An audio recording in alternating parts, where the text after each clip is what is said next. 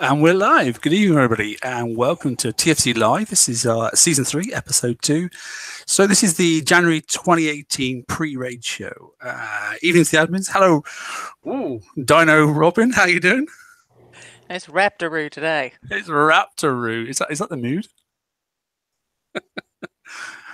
Raptoroo. I love it. Okay, hey, George. Evening. Are we actually having a raid though? I'm kind of curious because I don't see notes. I don't see nothing. You wouldn't know it. Let's call him Catty George tonight, shall we? Yeah. I'm gonna tell you what. Hey, and Brian, good evening, mate. How are you? I got Excel open and I'm in the game right now looking at the new hulls. I just came back 20 minutes thinking that I would barely have time to glance at the notes before starting the show, except there are no notes. Okay, so subject to change is my title for tonight, my subtitle, okay? Because we've gone with best effort. It's very difficult to make up raid notes when you don't have any raid notes. You should have titled it "We Showed Up and That's Better Than Kix Did." Okay. Meow. Sorcerer milk. Starting early, let's go. Right, okay, look, we have some slides. We've got a few, but and we've got some stuff that maybe you don't know about, okay? We've pulled as much detail as we can out the game. So let's see how it goes. If it's uninformative, then I'll apologize now, but we've done what we can. Here we go. So we knew that much. Today's date, okay? We've got that bit right. We know the raid name. And the gamble's right too. And the gamble is just about what we're about to do. We're about to have a gamble, okay? So I don't know where Ren is. Maybe he's completely hacked off. I don't know.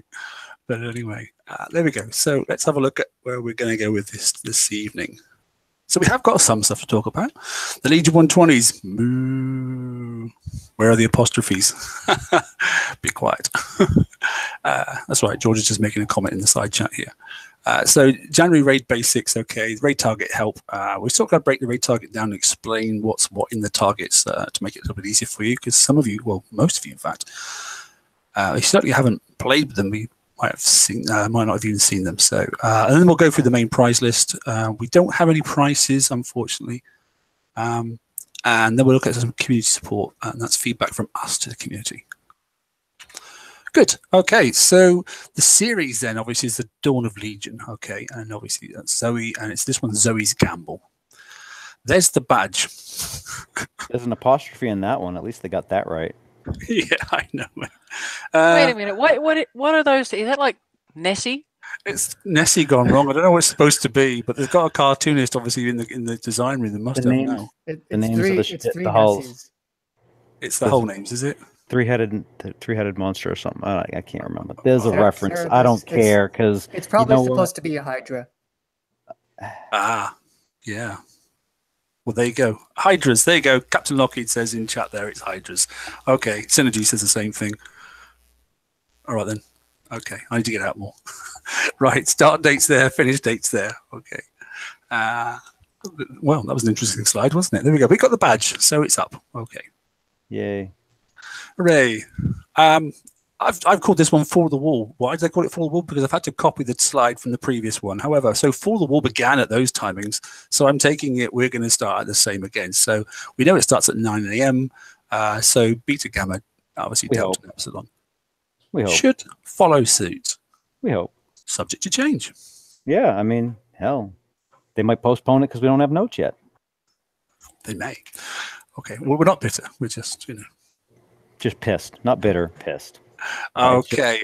Look, I'm very disappointed because it's like dealing with a little child over and over and over again with the same issue. So anyway, go ahead. Sorry. Okay. Before we get right into it, though, something you'll notice, and it's going to be right the way through. I don't know if these are going to run through the raid itself.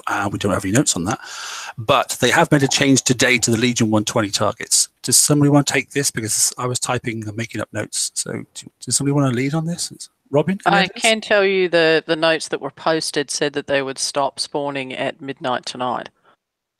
Okay, so there we go. So there won't be any of these after midnight tonight. That's midnight tonight kicksite time. Yep.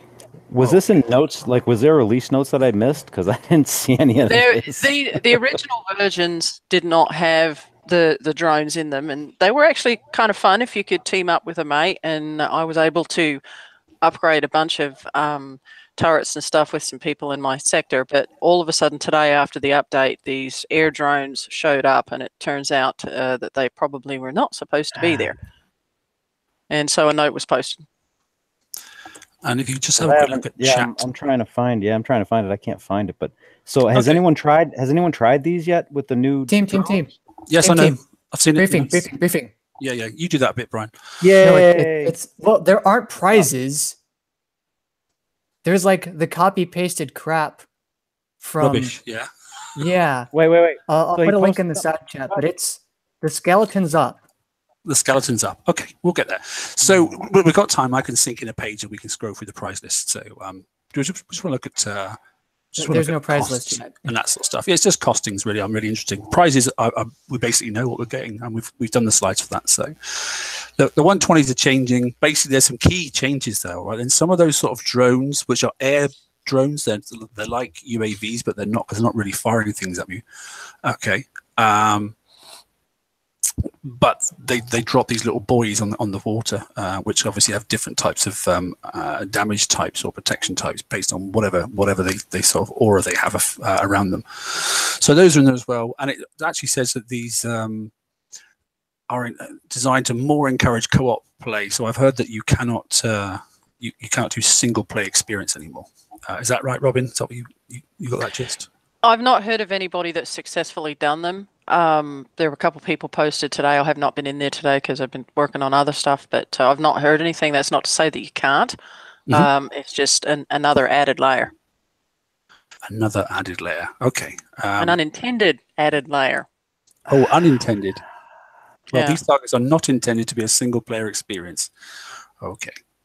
Someone in chat was just saying that your personal ships will actually automatically target the drones unless you specifically target another ship. So that's something to be careful of while we're in there. So, like for example, if you're taking your if you're taking your subs, the subs can't shoot the drones because they're not technically drones. I'm not quite sure what you want to call them, but I was told that they weren't technically drones. Drones-like, but the problem is because they're in the air and you've got subs. Obviously, you've got torpedoes. Unless you're really clever and you've got flying torpedoes, then you're not going to be able to target them. But they've got air to sea, so they can actually, if you get close, they can actually hit you. Well, if we can remember from the skirmish raids with the hitbox issues, their torpedoes can go through what the game considers walls to our torpedoes. So maybe they have torpedoes that can fly into the air. Can we call those torpedoes Free Willy? Free Willy. They jump up into the air? I don't know. I don't know. Okay. I need to borrow one of Brian's tables to flip. Oh, believe me, dude. I'm about to like just flip my act. No, anyway. I see. Okay. I see that. Yeah, no, it's bad. Okay. Holy crap! I take it you just had a glance at some notes. Okay. Well, let's just get the detail out first, and then we'll go back and we'll get to the notes and we'll take them down. I'll just bring up the big page and I'll scroll down through and we'll discuss each section when we get to it. However, okay, into the normal business, the raid lockdown, everything sort of locks down. You can't get your friends list because you only need 10. Daily campaigns will stop. Gantry and foundry targets obviously stop. Base parts, etc., etc. Sector threat is gone away, and relocation stops as well. So just bear that in mind. However, what is good, unless they've changed it and they've lied to me, we'll get one or the other of these two. We'll either get uranium as per normal, as we have done the last considerable amount of time, at least 2 years, or which is what was hinted of, that expeditions will continue. From the bottom, uranium, titanium, and base parts will have 2 additional sources where you can earn them. You will be able to purchase these resources from the event store, as well as earn them from expeditions during the event. Zoe's Man of War will no longer be spawning. Okay, but what about the fact that obviously when you earn points, just scroll down for the notes if you wouldn't mind, just to confirm. Yeah, that's the same. So that is the same. Yeah, that's the same. Good. So this confirmed then. You can get uranium from gaining points, okay then, and you can get all those sort of resources, obviously, from doing expeditions. So Yeah, it's still the same payouts. It's all the same. Yeah. Good. Yeah, and just to put a note out there and a shout out to Templar, there is a pinned post in the forum that kind of walks through all of the options that are out there. So if you have time to go take a look at that I thought was a really good write-up. Prizes live. Yeah, it was good. Okay, we'll get there in a minute, Brian, don't worry. So super. So there's 2 ways to get uranium, obviously. Well, there's 3 ways, in fact. You can go and buy it, which I just think is distasteful, to be honest. You can win it as you're going along, okay, or you can actually set your expeditions and carry on. So, yeah, I'm going the expedition route personally, and I'm making sure I'm stocked up to the hilt before I even start. I was about to say that. Make sure you load all the way up so that way when you start your expeditions, you're at the 500%. Yeah, I've done that this evening. I'm full of titanium and I'm full of uranium. So, and base parts, I'm not really bothered about those. I've got that little expedition going, and I'm nearly full anyway. So it'll finish whilst I'm on my whilst in the middle of the raid at the weekend. But anyway, so there you go. That's your resources. Just remember then to sort of inform all your friends and alliance members that you need to stock up ideally before it starts. Right. I'll just quickly say thanks for those that joined in all the streams, and I mean we're all the admins here had a little look at the previews and that sort of stuff. But those that haven't seen a target, that's the sort of like layout of the start of the S target. Well, we destroyed a little bit there, but that's the sort of layout at the start of the S target for the Hydra. The point I was going to make was general terms. Most of the targets on the water that are the ballistic turrets, do not get close to them. In fact, don't get anywhere near them, and try and stay sort of like 5 to 10 away, and then inch in. Okay, inch in slowly, because otherwise, some of them, not all of them, but some of them have such a blast, and it's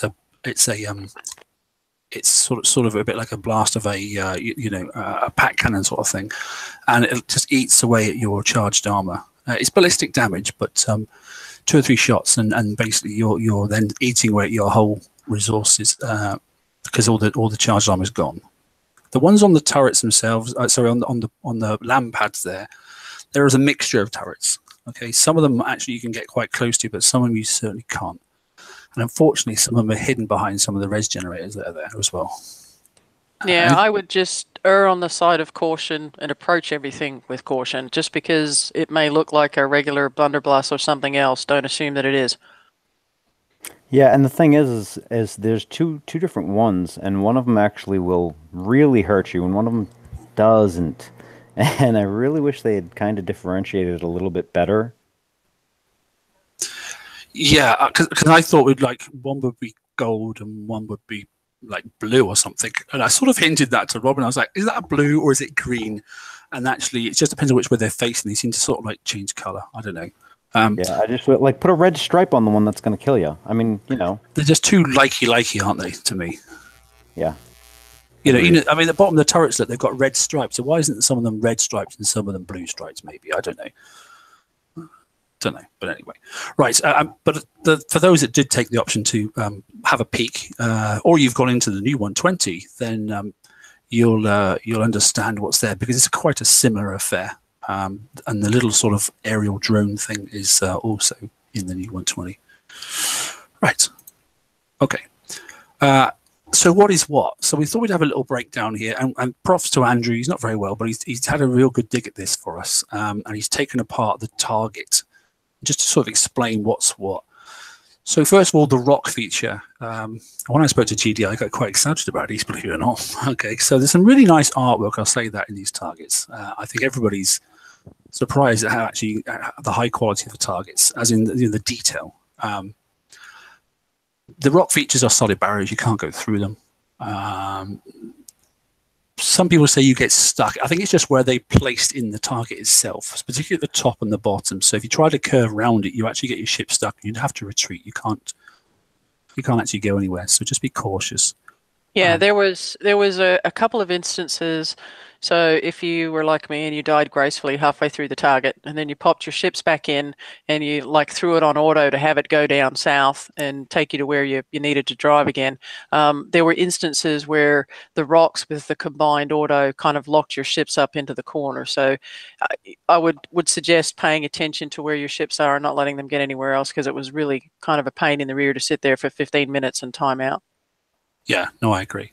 Something I tested in the stream as well. So the uranium on the water, as in the radium cloud. Okay, and so as it says with other raids, okay, then whether it's called uranium or not, but this stuff here is doing what it seemed like, because it was eating my charge, ballistic mist damage. Okay, or it could be radioactive. I'm not really sure, but basically my power. In fact, it was radioactive, if I remember rightly, to be honest. But I did go into the 2 different types of 2 different ships. I say the ships were identical. And I drove 2 ships from south to north, and I got them into the cloud at the same time. And the denser the cloud is definitely the quicker that your power of your ship reduces, as in the health of your ship reduces. So kiting a little bit if you have to avoid something, it's the thinner mist, most definitely. The deeper the stuff is, the worse it is for you. And if you are inching towards a ballistic turret and then you forget, like I did a couple of times on the stream, it's very costly. Can I jump ahead a bit? Probably jumping ahead. There's a tip. You see the air quotes that I'm making around tip, like maybe just the tip from Rampage, where he mentions turning off the graphical effects to help increase performance, and that is certainly true. The problem is if you disable the clouds effect, if this is anything like that they use, it from can the last turn off skirmish these. My clouds are off. Sorry? It used My to be clouds like are that. off, and it's fine. Yeah, it used to be like that, and they fixed it. Yeah. Okay, because it used to not be like that. Like I used to have them off in the assault, and it was fine. Then I had them off in skirmish, and I couldn't see the clouds. But I guess now it's refixed. Well, let's just wait, okay? No one's been into a real target yet. So if your clouds are turned off and you see none of this misting on the water, I suggest you go and turn your clouds back on, okay? But it should be fixed. But we've not seen a real target. That's the simplest answer, isn't it, I think? It worked in the last one. They were fixed. Wasn't in the assault. Let's hope for this one it is also fixed. So, yeah. Platform turrets then, as you can see, there is a slight difference on the platform turrets between the water-based ones and the land-based ones. Basically, the water-based ones, the base of the turret is pushed out a little bit, but the top of the turret looks identical as far as I can make out. Unless anybody thinks otherwise. So these emitter towers that we were talking about, these are the things that those air drones kick out. Okay. These are slightly frustrating. And they do various amounts of damage or protection or enhancing the damage of the output of the target based on obviously your location, that sort of stuff, and your attempt to take them out directly, as opposed to wait until those drones, air drones, drop more and more and more and more. So I would definitely get rid of these things as soon as possible. Now the problem is you've got to get rid of the drones. You've got to get rid of the emitter launch pad. All right, so just bear that in mind. These launch pads are in various different places all over the target. The silos, I just think that they're just to direct your fire away from the actual turrets. They just seem to be annoying to me. Would you agree in general, people? Yeah? I think those silos were just there to draw your fire away from what you wanted to hit. And they did shroud a couple of targets because a couple of the turrets were in behind them. I found really frustrating. So be cautious when you edge up to them. And then basically what's what there. So Andrew's done a little sort of indicator as to what sort of thing can kill what. And he's done quite a good thing. I don't know if the namings are right, but that's what we're calling them anyway. So the hunter-killer, which is mitigated partly by a phalanx. Okay, it leaves a fire field if it lands on the water, which seems to be radioactive. The railguns and obviously the ST missiles do come out of the ballistic turrets, although it's called a missile, but that's what we've called it, but it doesn't seem to be one. And these vulture projectiles seem to be like, though, because a phalanx won't shoot it, and it looks like a vulture projectile, but it does act like a rocket. A rocket. And the sprint can take it out. But the thing is, it's dumbfire. So if you charge ahead, it'll fly over the top of your head, even if you haven't got sprints fitted. So like Price, for example, he didn't put any sprints on. And he was driving around, letting them fly over his head and then go around and get a target. So that's how good a driver you are. But I was using a couple of sprints and I managed to shoot most of them down. So there we go. So there's the target. Well, that's a little bit about the did you talk about the top one? The top one, the emitter towers. Well, just the different colours. No, the Reaver Disruptor. Oh, no, I didn't know. Sorry. No, go on. Yeah, no, that's okay. That's the one that's on the nasty kill you if you get too close and stay too long. Yeah, so it's on mostly the water turrets, isn't it? And you'd think it's going to be a ballistic cannon, but it's got a big spread and a bit of splash, and it fires out like 5 or 6 of these in a jet pulse. And yeah, it's almost. Yeah, it looks like our old, what is it, the ballista? Whatever the hell that was. Similar like that, but just a bit of glow on it, isn't it? Yeah. Yeah, I mean, the only thing that, I mean, the targets, for the most part, after they got whatever was wrong the first time, the second one was okay-ish. Like, I enjoyed it. There was crazy lag, but I think that they were working on that. I mean, two things that I want to say is, one, I really dislike the hugely punitive nature of stuff like that. It's not a fun thing. I don't know why they brought it back. Ugh. And then two, on those nice tips, don't play in full screen mode. I mean, have you guys seen the targets that you guys have designed for us to play? What do you mean don't play in full screen mode? Anyway, next.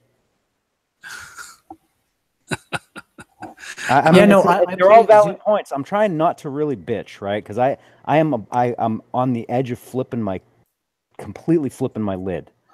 Well, it's not but both of those points are very valid. The punitive nature of the targets were not popular. They weren't fun. I don't know why they came back. And then, you know, the targets are massive. You have to play in full screen. I don't know why that's even, you know. I play in zoomed out, but not full screen. And it's actually incredibly difficult to do that because of the size of the targets and the requirement that you keep moving. Frequently, I'll have to micro down to the bottom right corner and move where the game screen sees my ships, what part of the map it looks at, so that I'm then able to move my ships properly to that part of the map. It's annoying and way harder than it needs to be. So yeah, how about they make smaller maps that we can finish in quicker times, because we'll need a lot of points. Spoilers. We will. Right, let's. I've got that briefing notes up now, so we'll finish off these slides and then we'll cut to the briefing notes. So here we go. Here's the Blood Hydra and that sort of stuff. So I basically in game had to look at some. Bear in mind, I've got a crew to speed these things up as well for building. So, but there's the statistics. Obviously, we're not going to dwell too much on the statistics, but they're quite reasonable. It's a nice looking hull. We enjoyed playing with the CICs. We'll obviously not play with the hull itself, but 9 days, 21 hours to build and 6 minutes. I mean, clearly the art team knows exactly what they're supposed to be doing. They're doing their job phenomenally. Those I think the art's freaking awesome. Maybe they should be friggin' in charge of some of the stuff. 2018's art is good, I must admit. 2017's art was good too. I actually really like that armor. It's kind of, it reminds me of like comics or something. I don't know. That's neat. Both of them are neat. I mean, I love both of these. It actually does look like it's holding a charge. Yeah. Yeah, that's phenomenal. Right. Now on the right hand side there, I've also got the new charge armor itself. So that's the radioactive one as well. It's the Zinfonite armor C1R. It seems expensive to place on, but all these charge always are. It's supposed to be this luxury thing. I think it's an absolute necessity. It's not going to help you a great deal. You're only really going to probably put 2 on each one, but you're certainly not going to do it this rate because you're only going to get 5 anyway. That's the option. So the maximum you can gain in this rate is 5. 1 hour 11 minutes and 35. Oh wait, is it just 5? Is that the limit? So sorry, 1 day 11 hours 35. So they're obviously hinting that if you only need 5, that there shouldn't be too much rad damage either in the next raid in February or because of escalation, or it's going to be a case of there'll be a TLC coming out in the midterm. I assume. I'm kind of assuming they're thinking, hey, you guys got 4 months, and they're going to dole it out instead of letting us have it, which... Well, then dole the damage out as well. So we'll see. But yeah, I mean, we hope. You would hope. So can I talk about the ship? Because it's good. It's it's got 110,000 armor. It's got a good repair efficiency. I haven't done the math because I'm doing other math right now. But stats look good. Increased defenses. You're going to want this on just a little bit in front if you can, but not by too much, I don't think. Otherwise, you risk you suddenly being in range of an insta-kill turret and your other ship's not. The bottom aura is a little better than the actual ships itself. Just the numbers are better. Ballistic defense especially. You've got an extra radio damage. Oh no, the radio damage is just increased. Wait, why does this give ballistic damage? Why, team? I don't know. Because ballistic damage plus 50%. There's no reason for it. This is not a ballistic hull. What? We don't know what's coming. Escalation, 4 months. Ultimately, this is which is a radioactive, because look, you've got radioactive reload, you've got radioactive range, you've got radioactive damage, you've got plus building damage here, great. And then you've got radioactive defense, and you've got radioactive damage. It's thrown in for some reason. One saying ballistic damage plus 50. I don't know why. It's a generic. Yeah, I was going to say. Throwing, I think. Yeah, I was going to say. I was about to say maybe they want us to run it with, possibly with the Bucks, but it doesn't apply. So different speed, But anyway. yeah, the auras don't apply to each other and mismatch. I'm going to look in the game. I'm going to try and see if the Hydra has a similar field for ballistic damage in particular. Anyway, typical with these sort of hulls, okay, it's 9 days, so it's about an extra 6 days compared to the standard one for building. The rest of the components on top, when you fit them, obviously that's the normal sort of standard time. So if it's taking about 15 days per normal, this one's going to take about 20, 23, depending on what you put on it. And if you start putting the charge on, obviously, like I said, it's a 1 day, 11 hour, 35 minutes per obviously additional one that you fit. So bear that in mind when you start playing with these things. Decide whether you think this is beneficial to you to finish off 4 of the normal Hydras, or whether go just 2 Hydras and maybe this ship itself.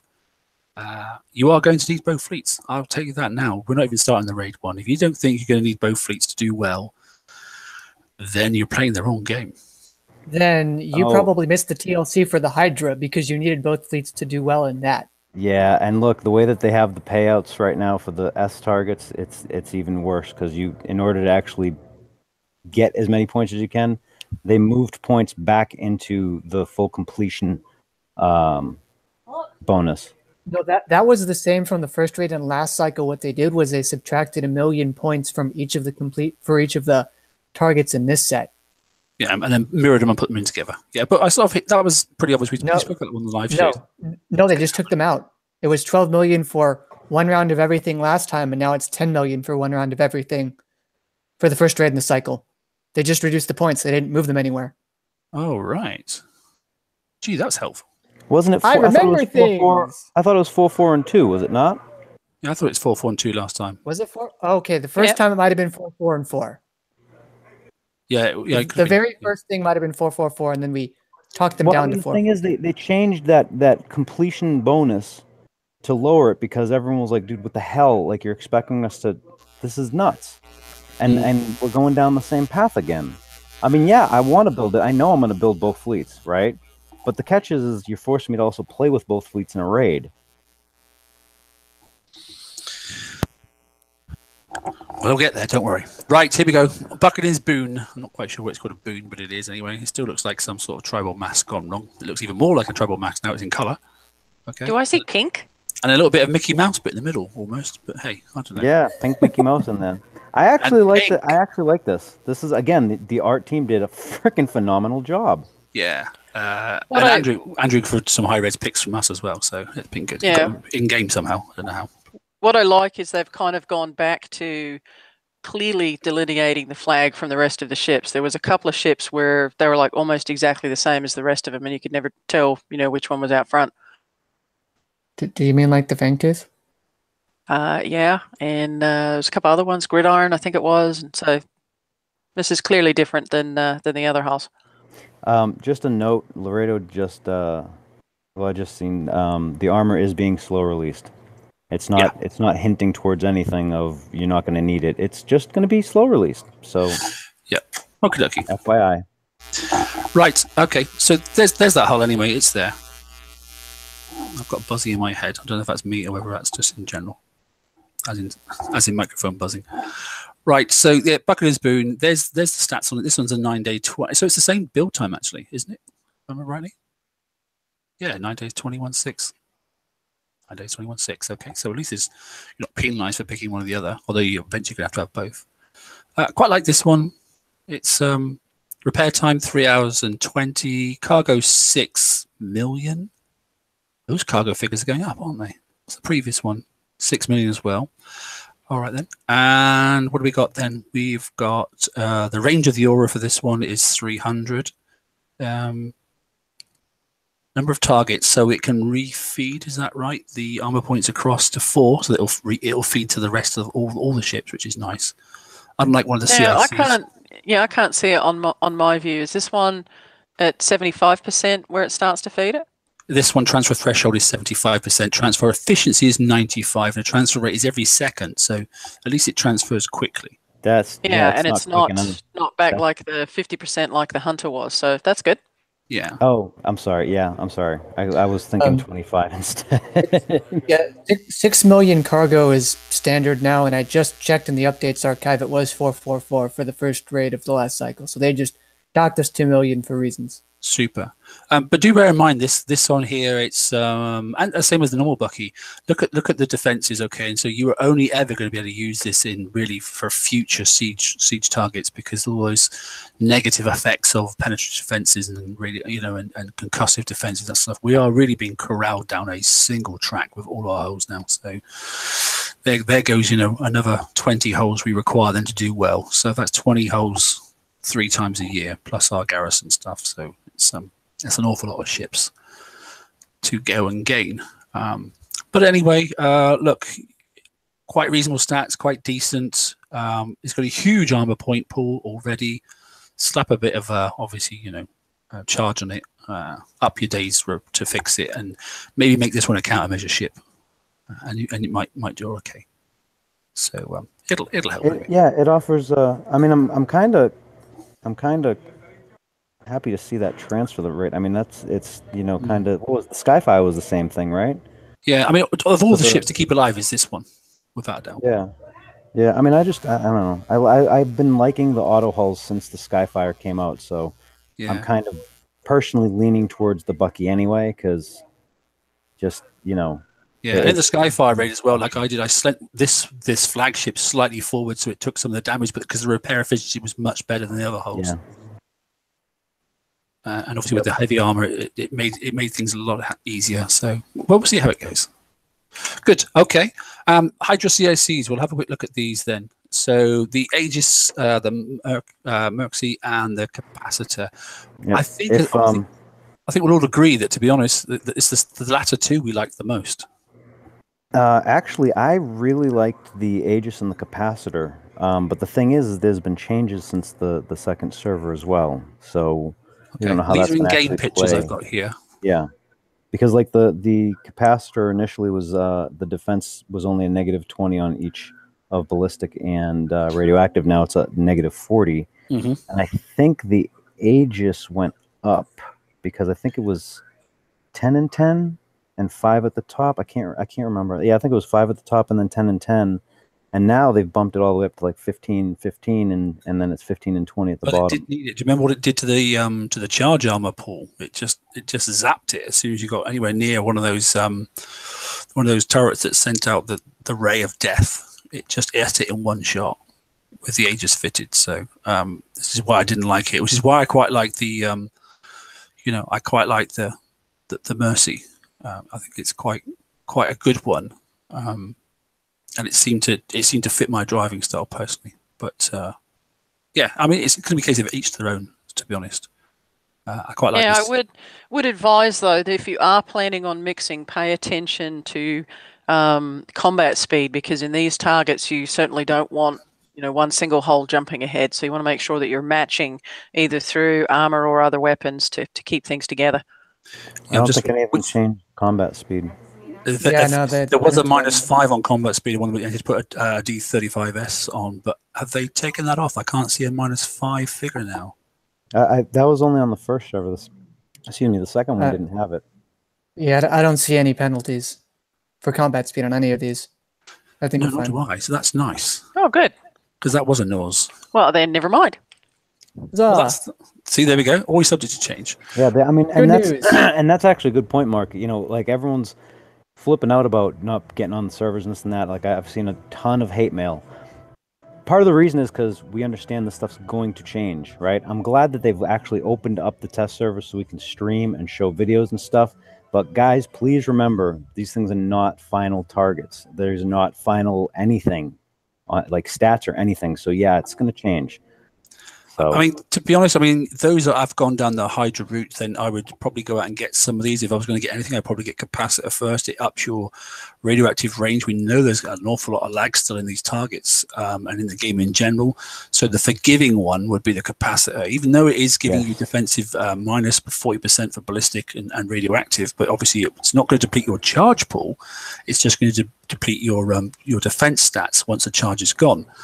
But you've got a much more of a buffer to compensate for lag. So I would fit these during the raid if you can afford to get away with it. But if you're not getting away with it, I don't know if I'd fit these at all, because next raid there's going to be even more. You know, I would like probably build 2 to 3 of these Hydras and actually build the flagship and use the flagship auras. Do we know what the build times are yet? Yes, the build times are up the top there, 20 hours and 20 minutes. Ah, I missed that. Thank you. Yeah, that was in. I mean, that's my estimation with a crew that I've got fitted within the nearest minute sort of stuff for me. Okay. I mean, I actually enjoyed like using these, but the capacitor absolutely. If like you're gonna put any of them on for this raid, that cushions so much that you're trying when you're driving in these targets, and it helped a lot, a whole lot.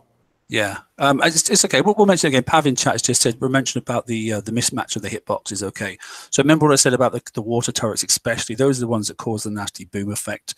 Those are the ones that you have to be in the. It's only in the Hydra target, okay, because obviously it's the skill hull. You've got to drive skillfully. The problem is there's a bit of lag, and then if you get too close, then obviously you're going to take some damage.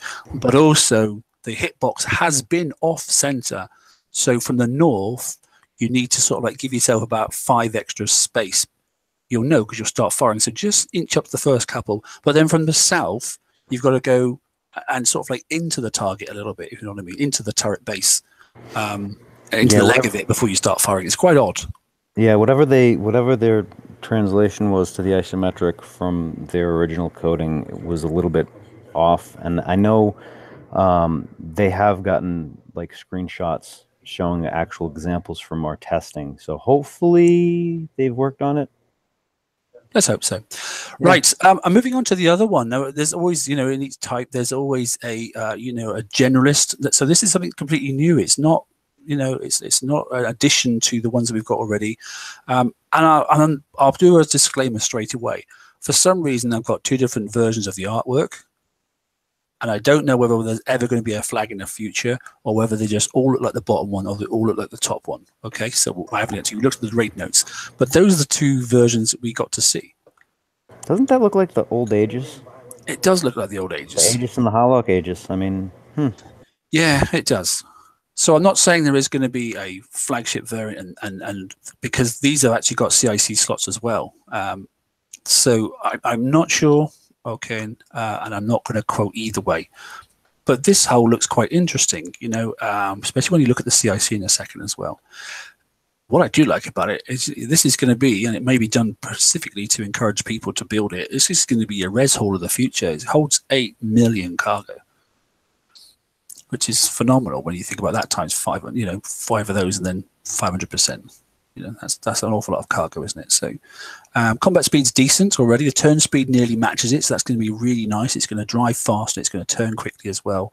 And I had a little play quickly with the building live in game, although I haven't won anything. And the power of this thing is quite good. The combat range will end up being 95, so very similar to the what the Bucky is. And yeah, Mr. S has just said there, maybe putting the CIC changes the color of the hull. Ooh. Or maybe it's a skin. Mod Laredo just said is that the new Avenger? Is that the new Avenger? Which one? The top one? Bite your tongue. I don't know. I don't know what it is. There's some pictures I was given, so. Definitely a lot more aerodynamic than the other ones. Well, if it's the new Avenger, I don't know. Then they've made it look far too much like the Chameleon, because in game, that cutout, you know, of the shipbuilder, that's exactly what it looked like. Okay, George is getting a message, so we'll find out. Okay, but in game, that's what it looks like from the you know, looking down on it and actually looking at the 2 pictures in 3D. Okay, it's the same picture. I'd like to think. So I don't know. So if they've made a PvP version, the same as a PvE version, just change the color, that's a bit lazy, isn't it? If the blue one's PvP and the other one's PvE, I don't know. Maybe that's what they've done. And if so, where the hell to get the picture from? Because I have no idea. Right. Yep. Zooming forward, then I did manage to pick up some of the parts as well. So there's the CIC for it. Some really good stats in there as well. Ballistic defense plus 15%, radioactive defense plus 20, combat speed up by 15% as well. Turn speed up by 15, so it keeps that natural progression. I like that. Ballistic damage up by 20 and radioactive damage up by 20. So that's a good field effect. I like it. Now, what tier? Okay, so this is tier 7. I believe it is tier 7. But, Yeah, but remember the targets, we're going into tier 8 targets now. So I don't think you can get this into the S target, because I think you can be locked to tier 8 only. Weapon, yeah. Yeah, the limit is tier 7. So if the hull is tier 7, then it will be allowed in. Yeah, we'll see. We'll see. But bear in mind, it's only got the hit range of 95. So you will be able to take it into certain targets. We'll see. But I like the fact that it's coming with a CIC slot. This CIC slot, by the way, is a generalist only CIC. It does not fit on the other hulls. So just bear that in mind. Okay, it's specific. Yeah, so remember what we said, channeling down a fixed sort of like avenue for each one. We're starting out at the front end. It's almost like a raindrop chip dropped on the back of your hand, and it's running down between your fingers, and never the twain will meet. A weird analogy, but there we go. Okay, so the collective is the raid. The avenue you take is definitely a fixed avenue, a bit like on a ski slope. There's the weapon. Horrendous build time. 11 hours, 49 minutes for me, just for one. Eek. Didn't like that. Interesting, it's a UAV slot as well. Okay, it's generalist. But at the moment, I tried all the UAVs quickly in the game earlier on, and yeah, it wasn't good. It wasn't good at all. I put on as many decent either ballistic damage or radioactive damage UAVs, and basically did no building damage whatsoever. So although the statistic looked quite decent, when you look down the building damage, it was awful. So there are no UAVs that you can put on this that will actually make it worthwhile trying to build it as a UAV ship, which is a shame because it's very light and quite a quick bit. It is what it is. Nice lot of special slots, which is good for a generalist. Anything else to say, guys? Salvo of 15, that's important because every salvo beyond the first incurs a 2/10 of 1 second time to shoot. So you're not actually going to be reloading really anywhere near that quick. You're just going to be firing a near constant stream of bullets with a small break. Siege CIC is fine, I guess. This is a generalist. It's got a repair efficiency of 1. I don't like it. I think if you can get the other 2 ships, they're going to be fine. They're going to be better than this, as they are intended to be. I would not spend my points on this. I would try to get a few more million to get one of the ships, weapons and specials. That whole set is 40 million up from 30 million to get all this stuff. I would try for that very much so. I could even see if we're going the special if it's the mass augmentation nexus. The thing I dislike is, unlike the Zelos and that sort of stuff, this now is not a generalist hull. Why have you called it a generalist hull when the defense stats are minus 100%, minus 100%, minus 100%? That's not generalist. It's not a general hull anymore. It's streamlined down. You've just broken your own game mechanic again. This is no longer, and it's in the wrong class. This is not a generalist. I mean, unless they're planning on you running a fleet of 5 of them and having 5 different CICs, but then, you know, why are we only getting 1? It's irrelevant, mate. The hull's base defense characteristics say that it has got negative evade, it's got minus 100% on explosive, concussive, penetrative, and corrosive. You have got no chance but to put this into nothing but a siege target. That is not a generalist hull. I bet they're good. Sorry. No, that's okay. I was just going to say Laredo did confirm that the Chameleon is a tier 7 target. Okay. Sorry, tier 7 hull. Yeah. But anyway. And tier 7 is the A set, just so we're clear. Yep, it is. Yeah. So it was the first stream type target that we did. The 81s, 83, and 85s. Sorry, Brian, go. Yeah, tier 7 is the highest tier of siege hulls. I think technically this would allow you to get into the S set, but I wouldn't try it. Do not try the tier 8 targets with this hull if you are even legally allowed to. Well, if you do video it because I can laugh. Yeah, this bad. You're going to have a bad time. I think they're going to release a second one in a couple of months, like the Empyrean. How we needed a hull specifically for remote mortar chucking. I think they're going to release something like this, which makes it even less special. I like what they're doing. I don't know, mate. I like what they're doing with the CIC. I think it's a good idea. I just think that this hull is still bad. It's not supposed to be good, but I'm surprised that they've called this a generalist and yet they've ruled out all other forms of target type. So you're not generally using a generalist. This is just a third ship now for combating siege at one tier below. There's no way I'm going near it. Not in a million years. What a waste of time and effort. You may as well build something else that can pop into siege assets when you're decent, or if not, just go down a tier and you'll do fine. This is a complete waste of space, which is a shame because I quite like Generalist Hulls. Future raiding dates, okay. Some information for you. We already know that the next raid, the February raid after this one that hasn't actually started yet, is going to be Bishop's Rock, okay. Probably should be an apostrophe in there. It's the February 8th to the 15th is our proposed date, okay. Not set in stone, but that's our proposed date based off the second Thursday of each week sort of theory. And the third one then will be March 8th to March 15th, and the fourth one will be April 12th to the 16th. So sort of pencil in your diary, but don't go firm. Okay. And we had the name for the second raid before we had the release notes for this raid. We did. Now, sort of, what I'm going to do is to get you to. Right, this is something I've been picking up on recently, and I think it's worth noting, okay, so let's just come off the raid for a second because we're going to switch the slides across and go onto the release notes properly, look at prices and quantities and that sort of stuff. But here's two individuals that I've sort of like picked out, okay, then, and basically the individuals here, okay, which is Thomas Piron, obviously, and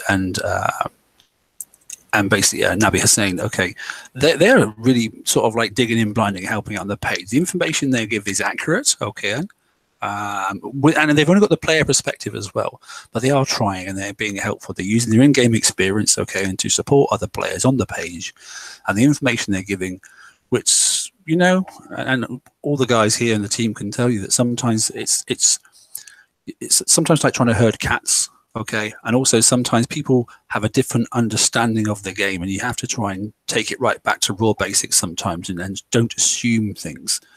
It's very easy to go in from the high level perspective and go, oh, well, just do this, and they go, well, I don't know what that is, you know, well, just do that. Well, I haven't got that yet, you know, and then it's a never-ending to and fro of questions. Okay. So, but these two individuals, and I think we'll probably do this quite regularly, that those individuals that are helping the community out, I think they should get a shout out. So this is what we've done. So thanks to both of you guys. Yeah, agreed. There are 14,505 members as I'm looking right now. And there's, what, 8 people as admins? 7? Yeah. Something like that. We need all the help we can get is what we're saying. But it proves it's a community page. It's a community page, and this is the example of it. Feeding back through no gain. There's no gain at all. I mean, you know, you can laugh at Liam and that sort of stuff. You can laugh at the TLC. The TLC ran at a loss of a couple of £100 last year, but that's not quite what we're doing it for. Okay, we're not doing it to make a profit. Okay, we're doing it because we enjoy doing it and that sort of stuff. And the prizes that went out over Christmas, Liam paid for out of his own pocket, and so did Ren. Okay, there was no kickback from anybody at all for that. That was just to keep people enthused and having fun on the TFC. That was what it was for. Anyway, well done, guys. And thanks very much. Yep. And please continue. And they aren't the only people. I know there are others, but I just thought we'd focus in on I picked one and Ren picked another, basically. So, but good. What else we got? Anything else at all? No, that's the end of those slides. So I'll just stop that. And what I'm going to do, I'm just going to... time to cover the release notes, huh? Time to look at some sections of the release notes, if you wouldn't mind. Not a huge amount, but there is some. So we'll jump. I mean, there's a CIC update and that sort of stuff. And to be honest, we've got the stuff from in-game, so we don't really need to worry about it too much. But what we are going to cover, and I'll just zoom it in a bit more because it's quite small text. Right, we're ready. It says, so I need to share that now. So I'm hoping everybody can see that. Yep. Good. Okay. So I'm just going to have to scroll up and down their webpage, unfortunately. So there we go. What does it say first? Targets, tier 8, limited to tier 7 hull. Does hint that you could use that generous if you really want to. And that means no Highland HLNC. nuclear cruiser. Yeah, which is asinine, completely asinine. Because No that's the Zoes and that nature sort of the- stuff to yeah, help you out. This is. Who said it earlier? Was it Ren that said the sandbox just seems to get smaller and smaller? That they let us play in. Yeah. Yeah. I think I'm gonna I have to totally agree with that right now. Okay, so there we go. So you are fixed then to those targets and those holes in those targets. So it's called Buccaneer's Bounty and Hydra's Lair. Okay, must own the Hydra blueprint, must own the Buccaneer blueprint, blah, blah, blah, blah. Tier 7, 3 targets, as we said. Okay, so that was what we saw in the first stream. Okay, there might be different targets. They've done some adjustments, I'm sure. But it's the classic 81, 83, 85. Tier 6, 3 targets, 60, 63, 61, 63, 65. And then obviously the single target for tier 5, which is the 41. Cannoneers and Ironclads. Okay, there you go, guys. You're right down to tier 5 now. I was hoping you might even get away reasonably with tier 6, but, you know. It says recommended, tier 6 recommended Cannoneers. No, you're going to get a lot of pain because that's the highest those can do. Okay, so probably tier 5 with these and tier 6 with a lot of pain. Who wants to fix Cannoneers? No, thank you. Well, tier 6. I mean, who wants to fix any of these other holes? They've got the same repair time. Yeah, but you do stand a chance. I mean, Cannoneers make a mistake if you've had it. I'll be interested to see what the targets are for tier 6. I'm really intrigued to see what the tier 6 targets are. Probably more than anything else, to be honest. I'd like to see what they've done to make Cannoneers viable in this type of targets with these drone things flying around and these. No kidding. I hope those drone things are not present in the B and C sets because they got so close to breaking their own rules again. But if all they do is just go around and erect tactical fields, then I guess that's sort of okay. The points for the sets remain the same. I kind of wanted to actually skip ahead down to the tier 8 points, if that's okay. Hang on 1 second. Okay. I just wanted to make a point based on, I know the 120 is not a raid target. Was pleasantly surprised though at how well the Ironclads did do in that target. So I'm hoping that the Ironclads will perform hopefully as good in some of the lower targets as well. I've got a funny feeling the Ironclads are going to outperform the Cannoneers. Oh, I don't actually even doubt that at this point. After seeing how they did in the robustness of the Ironclads to do, you know, like dubs and that sort of stuff, and you know, direct uranium bases, and like I say, the 120s. They're starting to come good again, you know. Well, yeah, there was a guy running around without the flag last night in a 120 and took down half the target. You know, just by making sure that he got his bloodthirst up. And so if you are running the Ironclads, you know, make sure you get that bloodthirst up on any buildings first. Okay, note so the Blitz target says level 89 as it is, 10 Blitz functionality, and it's minimum 5 coin again. So it's quite expensive. So we'll look at the points for it first. We don't know it's expensive until we see the points, but obviously clearly it's not going to be particularly cheap. Yeah. The other thing too to remember is the Cannoneers were designed for a target that was very, very punitive in nature and required very precision driving. And the Ironclad was actually meant more to be able to handle some damage. So I'm guessing, just from seeing what we've seen so far, that the Ironclad is going to really outperform the Cannoneer in any of these targets, probably. Wouldn't surprise me. Okay, points. Here we go then. So tier 5 then, 60k. Okay. The tier 6 then. Mental maths, Brian, if you wouldn't mind. I can't see your screen and I don't know why, but we should be able to do that from here. Okay. 280 and 320 and 400 is, yeah, it's 1 million. Same as last. Okay, good. 2.75. I think it's like 2.7 or no, 1.8 and 1.6 and 1.75x 2, 3.5. I think it's the same as the last time. Good. Okay. Right. So here comes the interesting bit. So let's have a little look at the tier 8 stuff. So Bucky's bounty. Where's the salt? Yeah. Hold on to your butts.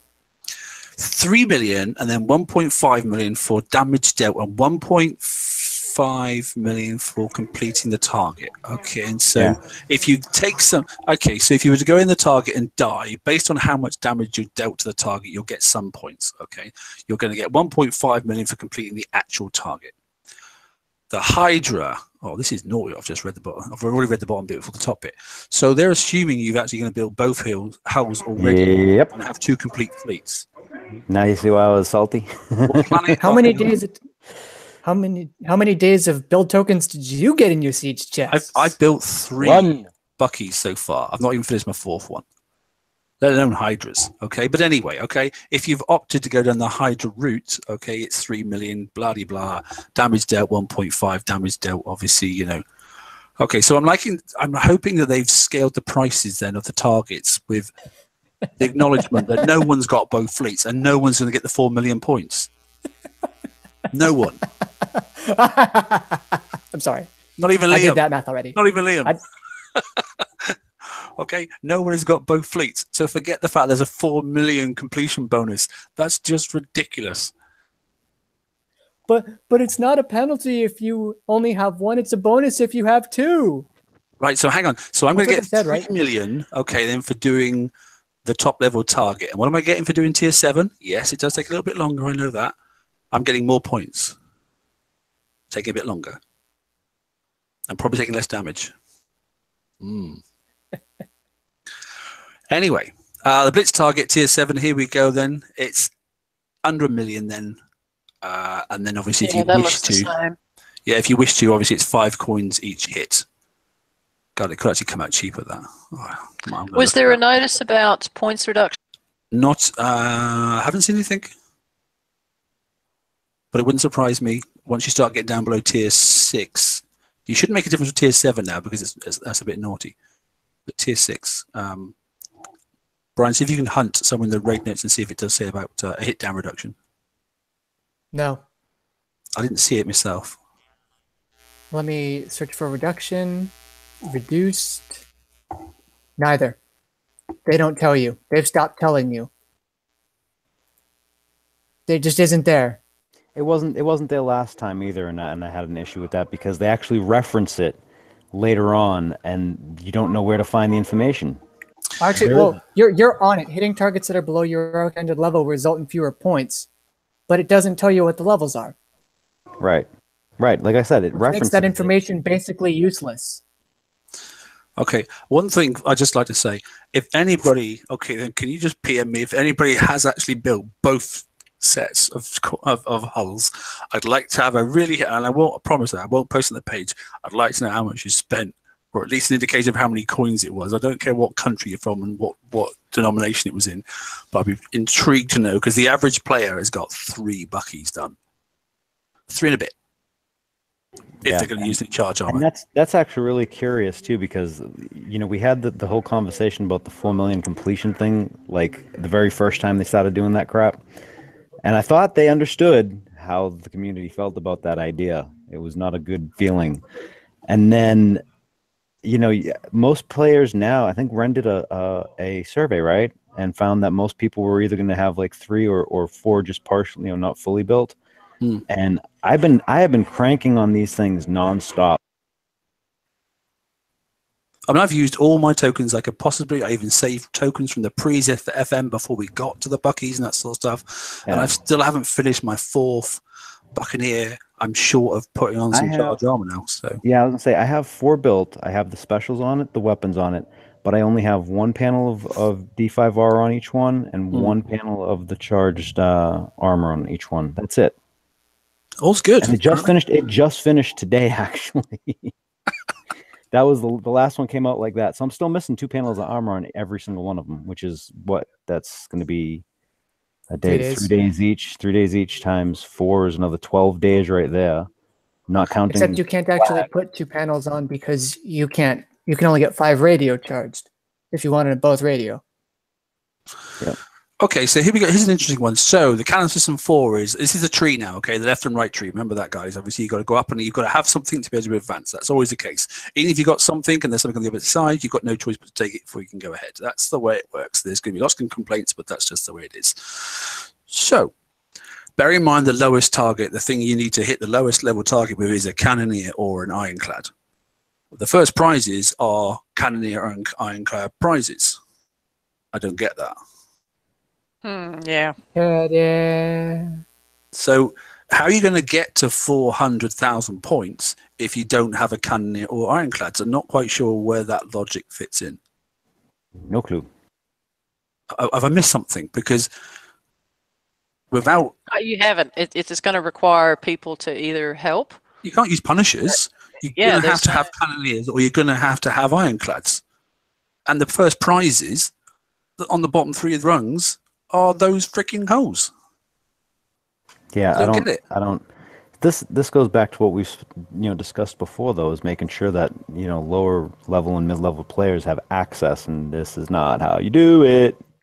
I think they can't do it. So if you're a low level player and you want to get into raiding for the first time, and you've not had one, I suppose there's that TLC, but then again, you need Hell Reefs to get that freaking ironclad, and you're not going to be able to do that. I'm not quite sure how you're going to get to this level. Anyway, okay, so the left-hand tier, like I guessed it was going to be, is the Buccaneer, it's going to be the Pack, okay, then, and it's going to be the Mass. So Pac-Man's on the left-hand tier with the Buccaneer, and on the right-hand tier, then obviously you get multiplex charge double, the optimized, the D116S, the launcher, and that sort of stuff, and you get the height. Okay, so the ships are there, left and right, fine, okay. In the lock store, what do we have then? We've got, bear in mind, so you've got to go up and gain some of this stuff, and I know Brian's already done the math of the total cost to get all this stuff. But in the lock store, forget the shards because they're pointless. Okay, but you want the charge armor. You want the charge armor at 10 million. 10 were million. they thinking? We went through this. That was locked. It prevented players from getting to it because they had to get 60 million in order to get the charged armor to put on their hull to be able to get the points. I do not understand why Kix has gone back to this route where they have locked the armor in the lock store. So if anybody from Kix is listening, for the love of God, please pull this stuff out of the lock store because people need it, and locking it does not help people get where they need to get. So the last time that it was the first raid of a cycle after a tech store raid, the price of a particular charged armor, I can sort of see why they do this. Okay. But the price of a charged armor dropped, or was introduced, 12 million down to 8 because it was multiplied by 2/3 because we had 4 days as opposed to 6. You need 2/3 as many points. Now that 8 million is 10 million, they're going to claim it's because this item is new and you never had a chance to get it before, even though we wouldn't really need it in this raid. But this is example number 1 of product being terrible. I made a giant post displaying the other, but I'll hold off on that until we finish the prize list. Okay, let's look at the unlock store, shall we? See what's in the normal store. Okay, so this is the tokens and areas and that sort of stuff. Okay, so Shipyard tokens, 10 for the 1 hour ones, as per normal. The 12-hour ones, we've got 4, so there's 2 days, 10 hours. Okay, and 3 days worth of 24-hour tokens. Okay, so we've got 5 days, 10 hours. Reasonable, like it. That's okay. Same as ever. Yeah, but it's reasonable. It hasn't gone down, so let's not be, let's not be too harsh there. So that's good. We've got some charge in there at 8. Okay, and we've got obviously the GPU because nobody needs it at the moment. We've got the X and the M, but stock up if you can afford to stock up. It's always worth having it. Epic Cats are in there for 2. I actually kind of have a question because I was thinking about what Robin had said about the thing being in the lock store, and I'm just I'm gonna let that one go. She kind of covered it the nice way, but I wonder, because they're limiting how many we're gonna get, how far are people gonna fall behind if they can't get the 5 because they're limiting the amounts that we can get? Yeah, I don't know, mate. Well, and Laredo, and I'm sorry, I'm going to digress here for a second. Laredo said he asked them directly, and apparently if you own everything on one side, then you will be able to unlock the store. I don't see it in the release notes, so if that is the case, then I would hope that gets added. That wasn't but the if case you last don't, time. Wasn't It the case. depends on how they feel that day. Well, and it wasn't, and that's the annoying thing, is because there's been no consistency in this across the board. Sometimes you need to claim one of everything, even if you own one side. Sometimes you only need to claim one thing, and sometimes you don't need to claim anything. It needs to be consistent, and they need to stick with it, and it needs to be clearly identified. But even if it's that you own everything over there, or you have to claim one thing and you don't have any of the hulls, lower levels, mid levels, or what have you, are not going to be able to still get them. Yeah. Okay. Unlock store. Here we go. We'll just get through this and then we'll discuss a little bit at the end. Like the tokens are there done. We're down to the charge. There's some epic cats. There's the elite countermeasure turret, which is nice. The Wendigo's in there, as in the cannibal one. All at 2 million each. If you get the opportunity, snap them up if you feel you can. I don't think people will be just spending money on those that are not trying to get some of these decent holes. I don't know if it's said anywhere, but the max of those is 5, and I don't see anything about the limit being increased. It just says 5 against you can collect, so it doesn't say about limits. They haven't raised them on any others, so I would not expect it to. So the CICs, So if you've got your 5, you're fine. yeah, CICs are 5 million each. I will definitely aim for 1, try for 2, not going to bother with the 3rd. That's me personally. The 2 flagships, there are 50 million each. There's 100 million points for you start then. Okay. Oh boy. Mm-hmm. Well, yeah, that, and then 50 million for the charged armor. Yeah, so there's 150 million points. I'm not going to bother. Like I said, the generous stuff's next. That Chameleon, the Eon chaining, and the Optimizer chaining loader, and the CIC. That's all to do with the generous stuff, which I'm pretty disgusted with, to be honest. If you want to go and get a high lock, the Ironclad, it's 4 million. 4 million for the flagship for the Ironclad. I think that's ridiculous. Okay, how is somebody who's not got the Ironclads going to get 4 million points? Are they going to do that? And then maybe we'll see a direct X amount of points for X amount of coin this raid. What do you think? Oh, I don't know. Ew.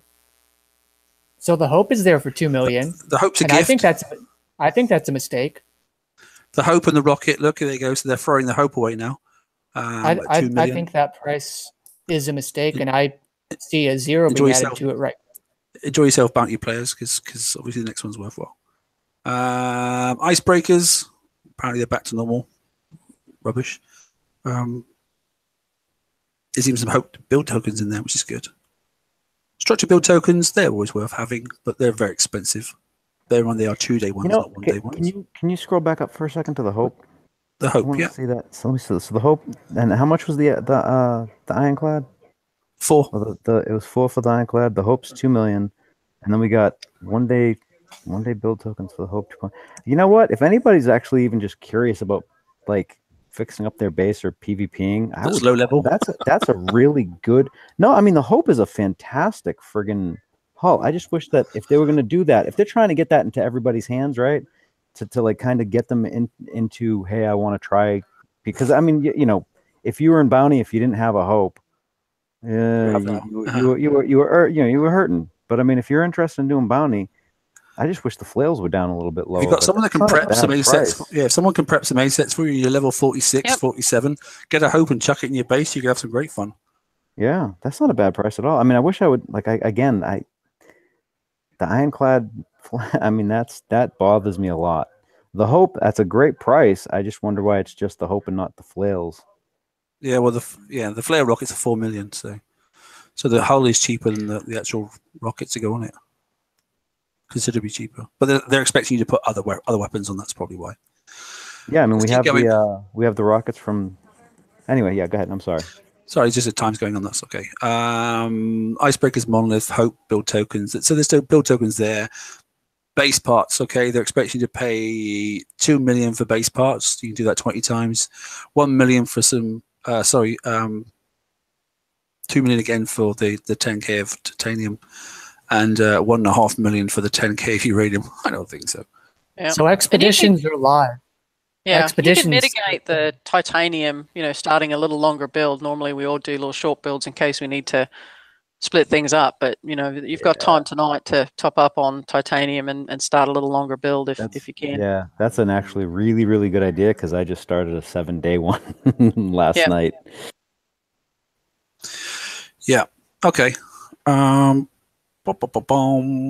Official discussion here. Yeah. Okay. Right. So did it say, someone just said that you definitely have to own both of the you have to left and right tops?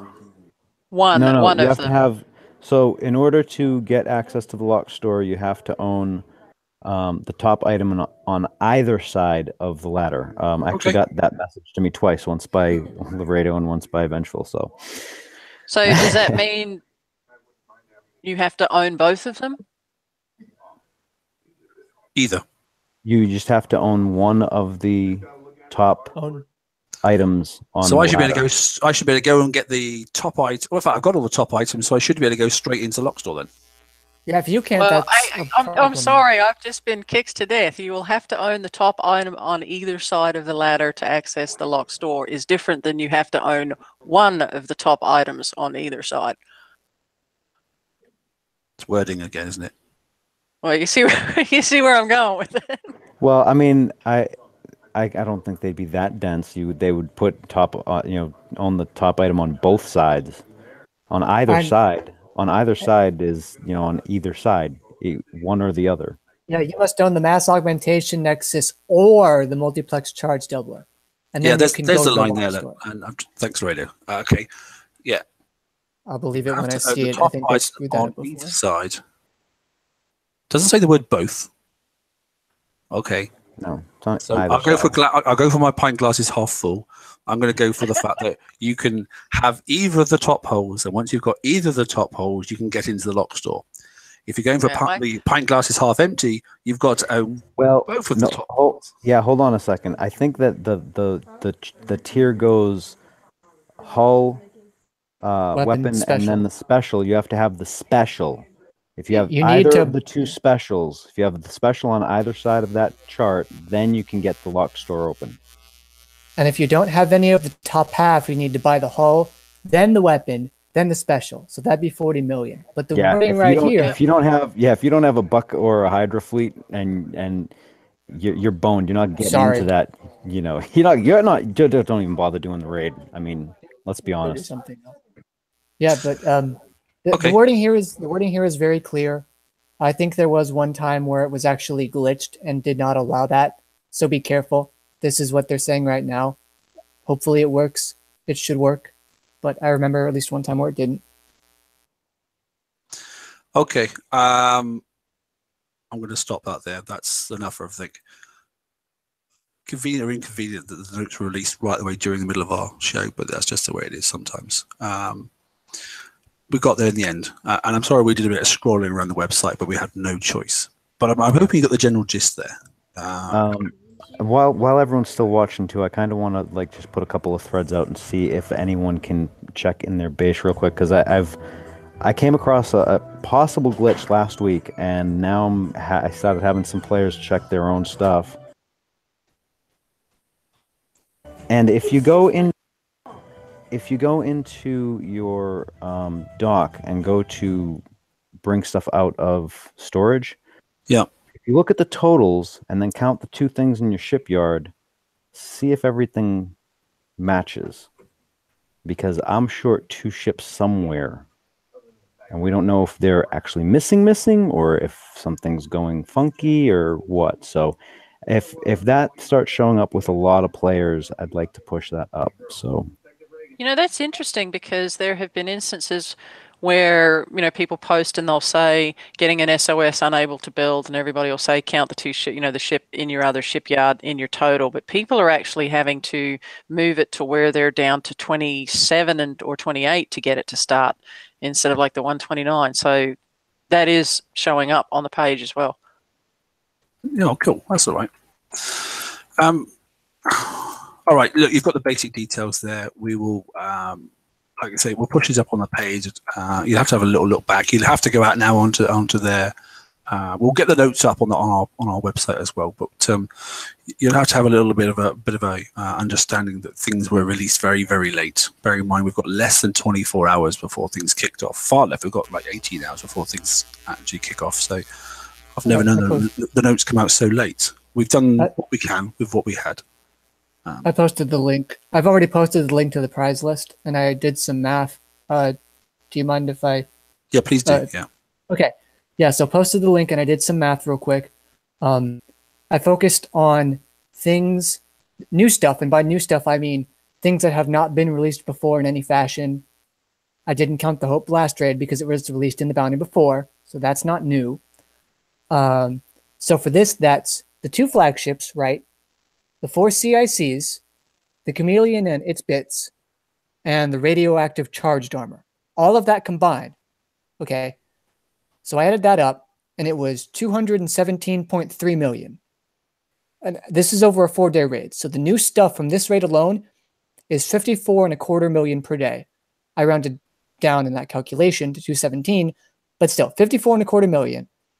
And in the December raid, which is 6 days long, it was 285 million about to get everything that was new. This wasn't counting the Hope again or any of the limited turrets. 295 mil just for all the new stuff. 47.5 million per day when that's taken over 6 days. So we have to work harder per day with incomplete fleets that are not tuned for escalation, that don't have their flags, that don't have CICs if you're using the Hydra. We have to work harder with those than completely done super swag fleets and the top targets. And they took away 1 million points for doing what I think is going to be a lot of the high-end players' bread and butter, that is the Buccaneer S target. They took 1 million points away from that for I don't know why. And it's not like they shifted that into the bonus. They just took it out. So, yeah, that's what's happening right now. Interesting times. I'm definitely going to look at the opportunity of using the Blitz because, yeah, I've got 3 Buccaneers done. I'll go and have a look at the tier 7 Blitz and see if it's worthwhile. I'm not going to spend loads of money fixing my holes. They're not ready. They're just not ready. It may be more cost effective just to go and get the Billy basics. I'll just get the flagship hull and the charge armors and then stop. And that could be me for this raid. And worth noting, we do have a 4-month cycle on this one as opposed to the 3. So, you know, a little bit longer to that doesn't help us this month. I'm not saying it is. I'm just saying that we've got a little bit longer. I'm not planning on focusing on the Hydras until the Buckies are completely done. So, you know, but what about March?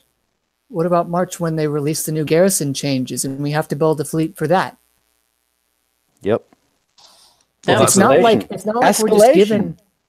we're just given an extra month.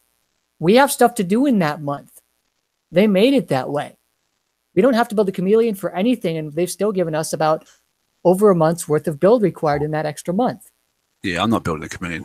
No chance. That ship's not going to see daylight in my gold card. It's worse than the Zealous and a lot Unless of they do 3 targets and you've got to have like 2 million on each target and you get 3 different types, you know, freaking hell. There would be a surprise. There's escalation for you. Yeah, no. Getting all the new, just getting 1 target, by the way, getting all the new stuff is 72 and 1/3 targets, which probably means it's going to be like 75 because somehow they'll jip 100,000 points from you and not tell you or whatever. So take out all the Chameleon stuff. Okay. What's the top cost? So minus 30. That's going to be 62 1/3. You know, that's still 15 targets a day when people have work and other things. If you want to take out a flagship, that's going to be 50 million less down to 137, which is 45 2/3 targets. So let's call it 46. Let's call it 48. So 12 targets a day. You don't get the full lot. You know, if it says 3 million, you'll get 2.85 or 2.9, something like that. You will never get the whole lot. Yeah, I'm factoring that in. So yeah, 12 targets a day. So what? 1 target an hour, slow repair at halftime. Let's say you do it for an hour because I don't know reasons. An hour repair and okay, let's say 50 minutes repair and 10 minutes to do the physical target and do all the physical motions. So that's 12 hours a day on a Thursday, Friday, Saturday, Sunday, and Monday morning, which you won't even have time to complete that, by the way, when people work, etc. So, what? Like, well, I think too, it depends on how you do it. I mean, if you do enough to where you can get like 3 or 4 of the targets out of your fleet, and then let it repair while you're asleep. Congratulate. Yeah, like, okay, that's a few extras. So now we're down to 10 a day, which is 10 hours a day, which is more than a job. Well, no, but that's what Okay. instead of doing one, the slow repairing, and then doing one, because I did this with the flag, with the fangs, and others were doing the same with the hunters and that, hitting a couple of targets or hitting multiples and then repairing overnight as opposed to hit and then repair. Yeah, no, it's very useful. It's great. It just, I don't know. I took this shovel and I went to Mount Everest and I took 2 shovels of dirt out of this mountain, which is going to make it easier to climb. That sounds good. The thing is, even the blitzing's not cheap, is it? I mean, you just think about that. To get 50 million, or even get 10 million, it's 50 coin at minimum fix. That's if you do the target. Yeah, that's if you do the target. That's if. Yeah, that's if. I mean, the blitz target, no damage. Remind me, I used to play this game for fun, right? So real quick, I won't be on the weekday shows anymore because I start the job next week, and it's too long for me. Like, I actually have normal human hours now that I work, sign so of I the can't apocalypse. I can't be on the weekday shows, but I'm actually considering quitting altogether with this. If they're going to do this sort of crap, like product team failed hard. Unless this is somehow some weird goal where they think, again, they can get 1 coin per million out of the players, so they jack up the prices. Well, that mechanic's busted. This is completely asinine. There's no logic to any of this. I just proved it mathematically. If they're trying to go 1 million, one gold per million, they got their heads so far up their freaking rears, it's ridiculous. Because it was 1 point. That was out the window the minute charged armors hit the game. That was out the window the minute we started having to get more than 50 to 60 million, mate. But anyway, yeah, when that was when charged armors came, I think. I'm pretty sure, right? That's when the totals went like cuckoo. It is what it is. Look, everyone's got to do their own game. Everyone's got to put the advantage of playing the game versus the time invested versus what real life actually you've got to get on with. Brian there is a classic example. Brian is a 0 coin player. He's a very bright 0 coin player. But it depresses me greatly when he says that he's had enough. Because he likes to beat the system, and if he doesn't have the time to do that now, then I believe him. If he thinks it's not cost effective for him to sit down and just chug away and get nothing for it, then what's the point? Like, I could just do other things and have so much more fun. I've learned what this game has taught me, which is strategy, micro decisions and time management. And I've outmathed, I've styled on game devs for fun. I feel like I'm styling on product now for fun. I'm showing these people and mathematically proving the error of their raise. These are professionals. I shouldn't be doing this after my full-time student and part-time job. I just do this for fun, and it's I have to do all this ridiculous math that changes over and over. And I find such critical errors in this, and the rates now, this is what they're building up to. We're the very first raid of a cycle with a crap fleet. We have to do more per day than our fully finished fleet in a 6-day raid. You have to do more now. Why? This doesn't make any sense. And we still have to build more because of the target for the garrison, the fleet for the garrison is going to change in March. This is insane. I had a bit where I was going to ask Mark to focus on me, and I would just pick up my headset and throw it down and walk out the door. So you can just imagine that. This is stupid. This isn't a game anymore. This isn't strategic. They took strategy out of this when they introduced heavy random elements like the chests. It's not, plan around what you have. It's, we're going to make something such that no matter what you do, you could possibly be unable to finish everything we want if you do everything perfectly. That's not strategy. That's luck. I can play a slot game on Facebook. I can play a casino game. I can do that. I don't need this. Every AAA game now basically has loot boxes. I can go and do that. They're not just messing around with random crits and evade, which is fair. Those are fair random elements in a strategy game, but this is just nuts. I can't do this anymore. It is crazy. And I have to say, Robin's the same thing. We actually went through some math earlier on, and we looked at the number of weeks to build all the hulls. And it was, we won't deal with it today, but the statistics were scary. There are nowhere near enough weeks in the year to build everything by some conceivable amount. And I was flabbergasted when we did the math. Right. We got our shipyards freed up because of the conquest yard. Look, we're going to hold it there, mate, because it can go on. Yeah, right. On and on and on. I'm not going to say enjoy the raid. I'm going to say the raid's going to start off. I'd suggest you start cautiously, and somebody will be at 700 million points within the first hour, because there's always the heroes, okay? But it's going to cost them. So don't worry about the heroes. You just chip away at what you need. I suggest this first raid you think, and then go and gain what you want. This is going to be the first time. Andrew's working on the raid calculator as we speak. He's not very well, actually. He's off work, but he's still doing things for us, artwork and that sort of stuff in the raid calculator. But I really do strongly suggest you invest only in what you need this time. It's going to be real hard work, I think. This is not a good way to start the year raiding. We'll have the thread up, and hopefully the folks that normally do the videos will do the videos. And so if you start a little bit late, take 5 minutes and check the pinned thread at the top before you charge in guns a-blazing and run into a brick wall. Take the time to look at what the kind people put together, and instead of just charging right in. Yeah, and watch that lag. Okay, just be cautious, and take notes of what Rampage says. He's giving you some ideas which are logical, some aren't, but some of the ideas are logical to try and reduce your lag. Okay, I don't think playing off maximum screen is a good idea, because the targets are so big. I don't know how you're going to move your fleet around and do it, but turn over all the effects off at least, and double check that cloud. If you go into the first target, you see no yellow cloud, go back out and then turn back on the clouds. Okay, otherwise you're going to be in a world of pain instantly. That's it from me. I'll say good night, Robin. Yep, good night all. George. Good night, everybody. I'm going to go and scream somewhere. Okay, and Ryan. Good night, everybody. Take care of yourselves. Thanks, everybody. Take care. Good night.